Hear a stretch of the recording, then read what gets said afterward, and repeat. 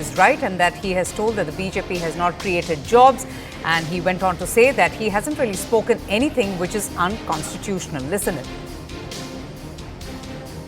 You made a statement regarding the job creation and asked those people to slap those who chant Modi's name even after the job not being created. आप क्या कहना चाहते हैं statement के बारे में? भी स्टेटमेंट सही है. 2 करोड़ हर साल जॉब देते करके बोला ना, वो झूठ है ना.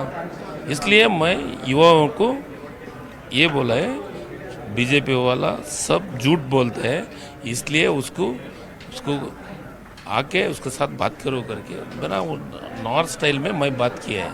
उसका कुछ क्या अभिसंविधान का बात नहीं किया मैं, इसलिए वो स्टैंड सही है, ये बात भी सही है. सर, बीजेपी ने कंप्लेंट दिया है स्टेट इलेक्शन कमीशन को. They are telling that you should not take part in election campaigns और something regarding this particular statement. वो कंप्लेंट दिए है, मैं हम लोग भी कंप्लेंट देते हैं, देंगे. सिटी रवि से अगेंस्ट हमारा पार्टी वाला कंप्लेंट देने के लिए रेडी है. Do you stand by the statement which you are given? Is there a literal meaning to go slap someone, और do you had an intention to tell the youths regarding this? Intensely नहीं बात किए है. 2 crore job देते करके झूठ बोल के फिर रहे बीजेपी वाला, उसको करेक्ट, उसको समझ के लिए बोलो करके बोल दिया. पर मैं उसको मारने का, ये बोलने का, इसको मारने का, उसका संस्कार संस्कृति कांग्रेस का नहीं है.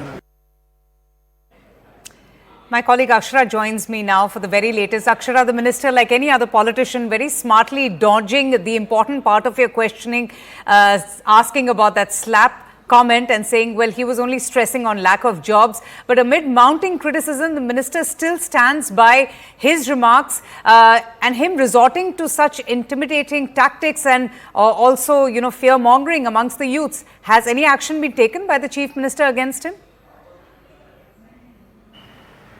Well, the Chief Minister hasn't spoken about the issue and no action has been taken. But the Deputy Chief Minister D.K. Shivakumar has spoken about the issue. He states that he could have spoken in his language, because the justification and the clarification coming in from the minister himself was that the North Kannada dialect which he speaks is a bit rude, and this is the way they speak. So that was the clarification that was given by the Minister for Kannada and Culture. And D.K. Shivakumar, the Deputy Chief Minister of the state, also stated the same thing, that their dialect of Kannada language, the North Kannada language, is quite brash, in a brash manner and rude. So that's the reason why it has come out like that. So that's the justification that has been given.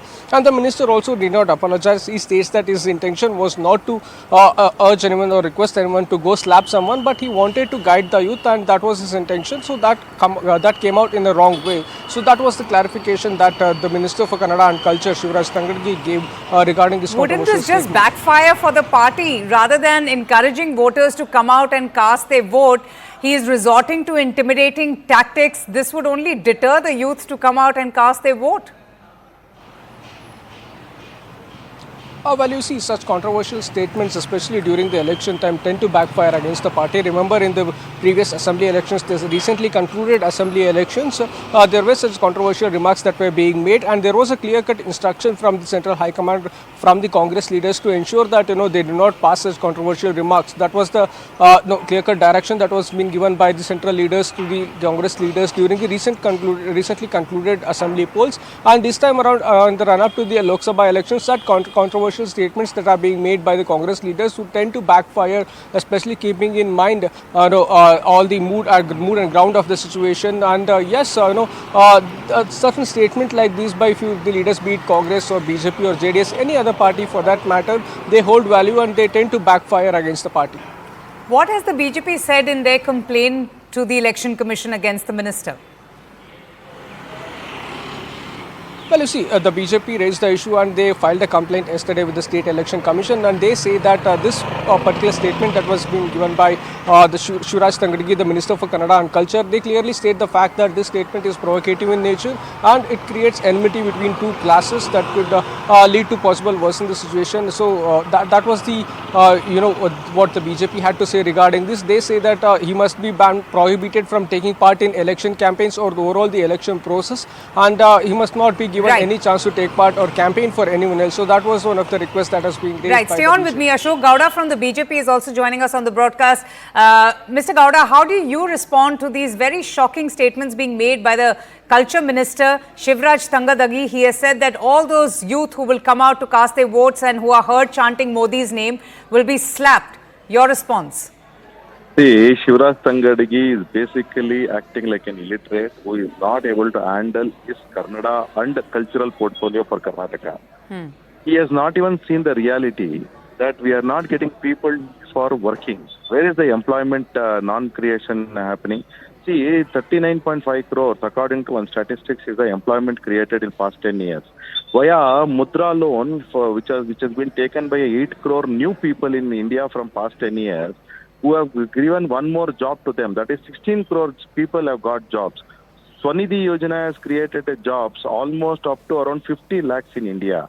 You come to Livestock Mission has created jobs up to around 15 lakhs in India. So all is compiled together, whether it is self-help group jobs or whether skill development jobs, vagera, all is coming up to a figure of around 39.5 crores.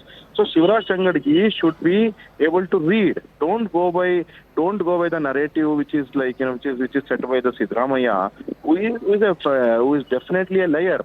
And who is known for lying. His house god is Mata. But that's about the issues. Mr. Gowda, how do you respond to that statement that he has said? He's issued a threat to all the youngsters that whoever will be heard chanting Modi's name will be slapped. Yeah. Please let him slap once on our chin. We will give another chin to him, as said by Mahatma Gandhi. But no more days of Mahatma Gandhi is there now. We also know the reality. So they are very afraid that they are losing all the 28 parliamentary seats in Karnataka, and the government will be dissolved probably after that, because there will be infight between DK Shivakumar and Sidramaya. That is the fear what they have.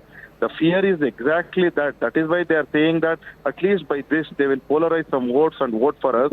Right. Basically, Shivaraj Tangadagi, he should not even be made as an MLA. But unfortunate for Karnataka that this kind of people get elected, and this kind of people are coming and sitting in the assembly and deciding our fate. Karnataka is the most sensitive state. Right. And these people are handling Kannada portfolio, that too. All right, Mr. Gowda, thank you so much for your time. Akshara, clearly you can see the war of words being played out. The BJP remains unfazed by those controversial remarks, but surprisingly, the minister remains defiant, and he stands by his words in that short interview you had with him a short while ago.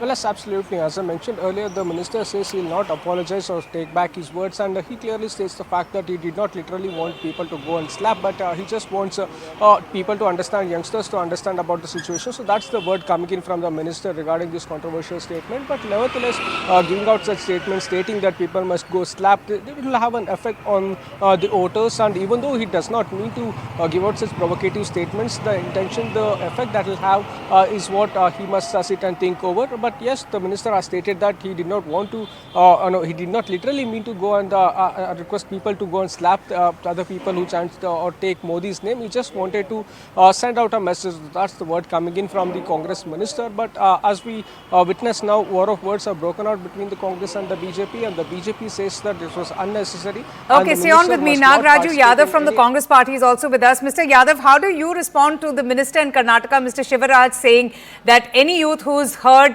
taking Modi's name will be slapped? Isn't that very controversial, and isn't that resorting to unnecessary intimidating tactics? 100%. I don't acknowledge this kind of things. It is not required for a minister of that stature to speak like this. But one thing is very, very sure.